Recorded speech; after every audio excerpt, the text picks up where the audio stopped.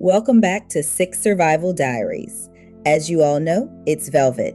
And first, I'd just like to say thank you to everyone who's been sending in your stories. I've been reading every single one, and I genuinely appreciate everyone who's taken the time to trust me with your experiences. As always, these stories come directly from members of this community. Names, locations, and details will be changed to protect everyone's privacy, and only minor edits have been made for clarity and pacing. Whether you believe every detail, believe parts of it, or you're still not sure what to think, I'll leave that up to you. Now, today's story is a little different. Instead of me telling it, I'll be passing the mic to my friend Marcus, who's going to narrate this one for you. Marcus, take it away. Thanks, Velvet. Anyway, as you all just heard, my name is Marcus, and I'll be the narrator who will tell the guy's stories. Now, without further ado, let's get into the episode, which will be referred to as, I waited 3 months for this? Have you ever waited so long for something, only for reality to show up and completely ruin the moment? Yeah, this is one of those stories. Now, before I start, I've never told this story publicly, mainly because every time I bring it up, my friend Tyrone turns it into a full comedy special at my expense. But if somebody can learn from my pain, then at least I didn't suffer for nothing. A few years ago, I met this woman named Lachey. And when I tell you this woman was fine, I mean dangerous fine. The kind of fine that makes men fix their posture when she walks by. The kind of fine that makes your broke friend suddenly start talking about building an empire. My friend Tyrone looked at her picture and said, "Bro, that's not your girl. That's a stock photo." I said, "No, that's actually her." He goes, "Be serious." So yeah, that was Lachey. Now here's the twist. She wanted to take things slow. Very slow. Like 3 months slow.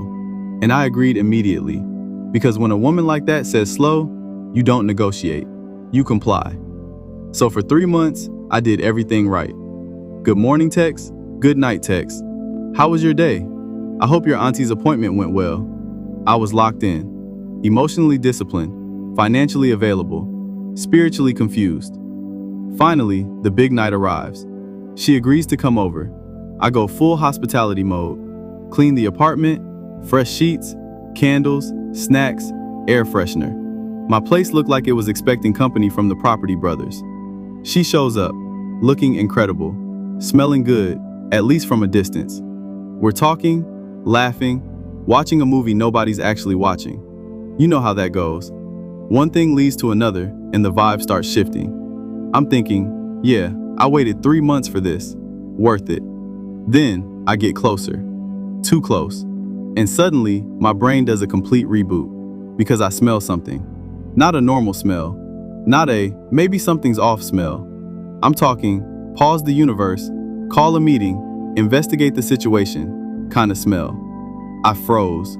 My ancestors froze. Tyrone would have frozen from wherever he was. I tried to power through it. Bad idea. Because the closer I got, the stronger it became. At that point, I was caught between attraction and survival instincts. And survival was winning. I'm sitting there thinking, bro, you waited 3 months for this. You cannot fold now. But my nose said, oh yes you can. Eventually, Lachey looks at me and says, why are you acting weird? Now, I'm trying to be respectful, so I ask, did you have fish or something earlier? She looks confused. No. That answer somehow made things worse. So I lean in one more time, just to make sure I'm not losing my mind. And that's when I realized this wasn't you had fish, this was fishes moved in and started paying rent. Now, I needed confirmation. So I did something I still can't believe I did. I held up my finger and said, hold on, can you smell this real quick? She looked at me like I had completely lost it. She goes, smell what? I said, just smell it. She smells it, pauses, then says, I don't know what you're talking about. That was it. Game over. The vibe packed his bags and left before either of us did. I made up an excuse. She went home, and I sat on my couch wondering how 3 months had ended in 30 minutes. The next morning, I swear I could still smell it. I opened windows, cleaned everything, sprayed everything.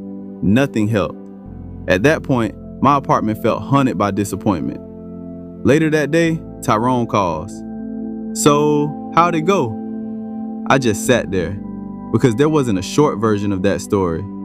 Finally, I said, "Bro, we don't have enough time." He laughed so hard, I thought he was going to pass out. And to this day, birthdays, barbecues, random Tuesdays, he still brings it up. I'm never safe. Looking back, the lesson wasn't about waiting 3 months. It wasn't even about the date. It was realizing that looks can fool you, chemistry can lie, and sometimes your nose makes the final decision, not you. And if you have a story you'd like to share, you can always send it to the email in the description. Names, details, and identities can always be changed to keep everything completely anonymous. Because sometimes the stories people carry silently are the ones people need to hear the most. Please make sure to like and subscribe so you can stay connected for all future stories. You guys should be expecting me again very soon because episode 18 is another male subscriber story titled "I Started Getting Texts from My Own Number," releasing July 4th at 2 p.m. Eastern Standard Time. Real stories, real survival, real people.